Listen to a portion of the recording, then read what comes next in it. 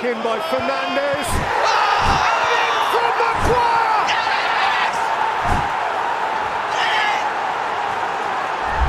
A massive leap, a massive moment!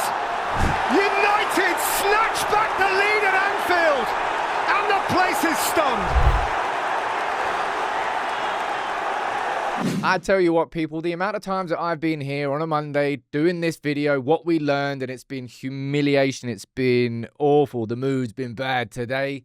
Enjoy it, revel in it, rub it in the faces of Liverpool fans, because for the first time in 10 years, they're the ones with glum looks on their faces. Then we'll speak about what happened against Brighton. We're doing that in a couple of days' time. We're focusing on this game there first. I tell you what, if you like that intro, and I did, drop a like on the video. It's probably one of the best intros you're ever going to see on one of these lunchtime videos. Let's run through what we learned, and let's start at the very top, and let's start talking about Ruben Amorim, because I'll tell you what, his bold decisions paid off in that game, and they were bold decisions, because I guarantee your reaction to that starting 11 was quite similar to mine.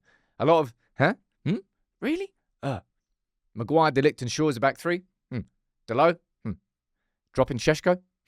Why are you doing that? Well, he explained it before the game. Maguire has a lot of experience and he can help with set pieces. But that's how United score the winner. Cunha has a characteristic that can help project the team forward.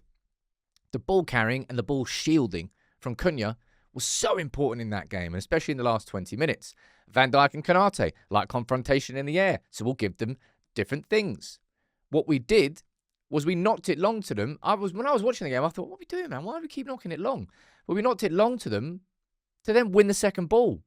That's how the first goal came around. And United did it all game. Lamont was going overly long with his kicks, and we were trying to win the second balls, and we won the second balls. That was the biggest win in his United career so far as head coach. And it felt wonderful. It really did. It was torturous to watch, I'll be totally honest. But at the end of it, we won. And look at this. This is where we still are this early in the season, 8 games in. We're 2 points behind Liverpool. We're 1 point behind Chelsea. We're 3 points behind City. We're 6 points off top. Top 6 is the ambition this season. And we are more than on for that. But to go and do it at Anfield was a big moment. And as I said, those calls yesterday, they would have really hurt Amorim if they'd not worked. But they did work. All of them. And he deserves praise for that. We're quick to criticise his system. We'll praise his choices when they work.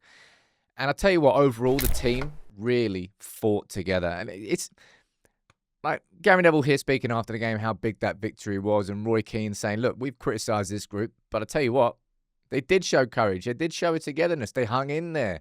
When Liverpool equalised in the 77th minute, I thought we were going to lose. Because this United team typically would do that. But they turned it back around. And then they held out to the end. Ruben Amorim has spoken about the basics.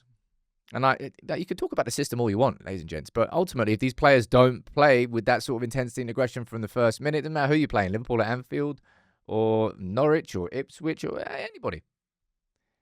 Unless you play with that aggression, you're going to lose the game of football. And we had that from the first minute to the last minute against Liverpool. And as much as the system helped, I think, Van Dijk was getting dragged out of position. Kirkes and that right-hand side of ours caused him so many problems. But ultimately, it was the drive of the players. And that wasn't a game where we're going to speak about... I'm going to speak about a couple of individuals here, but it's just a team collective. It's what we want to see every week. We don't expect to win every single game, but if you play like that every week, it's like the Arsenal game, you're going to win so much more than you lose. But a couple of players I do want to focus on, and of course I'm speaking about Harry Maguire. Man, this dude is a role model. That winner. And that volley from Bruno, by the way, was disgusting. How he had the audacity to do it, I don't know. But the header from Maguire, another clutch goal to add to his collection, whether it's Lyon, whether it's Bilbao or Porto, and now Liverpool. Maguire has come up at so many different moments for United. And I did a video last week when I said that I don't think United should give him a new contract. I wonder if I'm undervaluing how much of an influence this man has in the dressing room and how much of a role model he really is. By the way, the best knee slider in the world. Need a compilation of those. But we absolutely will be watching Maguire's header back in the same way we watched Mata's goal back. We didn't win anything that season, but it's still talked about by United fans. If you score a winner at Anfield, it won't get forgotten. And this is what I mean about, I might be, when I was saying about Maguire not getting a new contract, I was speaking in kind of footballing terms. But maybe I'm underestimating the impact and him as a role model and a leader inside the dressing room and the stuff that I don't get to see, and him being at Carrington. And Ruben Amorim has struggled so much with these players and being able to perform in every single game, week in, week out. So maybe there is massive value in Maguire. And I imagine if he was to sign, it will probably be like a 1-year rolling contract, and it would be on massively reduced wages by comparison to what he's on now. I don't quite know. But he really has been an example for everyone. From where he was to where he is now, it's a hell of a redemption arc. And just congratulations to Maguire, because he deserves all the credit in the world for that. I'll tell you who else deserves credit is Senny, because he made his debut away from home for United. And in his first 2 games, it's just been everything that we've wanted from a goalkeeper, right? I said it in the live show today. The dude's just competent. Like, it's just, you've got your goalkeeper behind. Like, even when Isaac went through there, if that was Onana, I would have been like, I was watching it going, come on. Great save. He decided to stay on his line. He made himself big. He spread. It was like a De Gea save with his feet.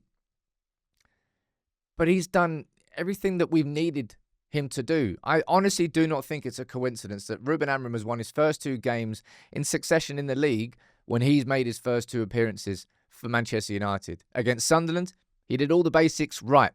Commanded his box as well. Against Liverpool, I think he made 5 saves, but also just commanded his box at times as well. Amorim saying he showed a lot of character and quality. To do that in your first ever away game for Manchester United and at Anfield is just a testament to how well he played. And as I said earlier, as much as I want to speak about individuals in this, and I've spoken about a couple there, it's just a team collective. I could speak for a few minutes about how good Mbeumo was, how much he stretched that defence, and how much he gave Kirkes and Van Dijk, who was busy twerking and getting skinned left, right and centre, the absolute whopper. Nightmares. In the same way that I could really wax lyrical about Matheus Cunha and how much of an impact he had to the overall, I suppose, character of this United team. And again, it sounds like cliche, but cliches exist for a reason. And when you don't have them in your team, when you get examples like this, they stand out like a sore thumb, because you're thinking, why isn't everybody else playing like that? Why can't everyone else play like that? The fight that this dude has. Stand up. Broad chest. Amad down that right-hand side. Amad and Mbeumo were fantastic again. That's Sunderland, Burnley, and now Liverpool away, where those two have just been so dangerous on that right-hand side. And it's going to force Brighton, and whoever we play after, Spurs and Forest, they're going to need a plan for our right-hand side now, because it's starting to really connect. But this team... Sorry, I didn't mean to pull that one up again. Yes, I did. You miserable twat. This team... If you can do it at Anfield, lads, if you can concede in the 77th minute and go and win at Anfield, lads, you can do it in any game. That has to be the game that genuinely is a line in the sand, a momentum builder, whatever you want to describe it as.